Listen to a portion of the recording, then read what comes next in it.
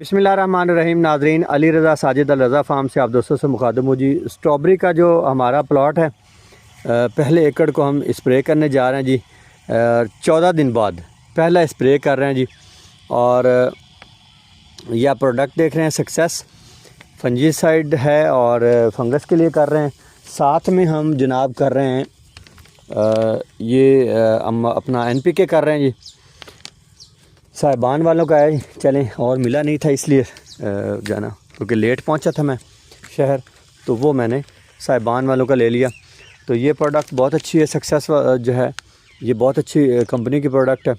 ये आप देख लें, मार्केट में इसके असल में वो यहाँ से फट गया जो कंपनी वाला था, तो कहीं गिर गया। तो आप भी जनाब अपनी स्ट्रॉबेरी को जो है ना वो फ़्रेश और तेज़ बढ़ोतरी के लिए ये स्प्रे कर सकते हैं। इंशाल्लाह अज़्ज़ा वजल हम आपको तमाम अपडेट देते रहेंगे। हमारे चैनल को सब्सक्राइब कर लें और हमारी ID को फॉलो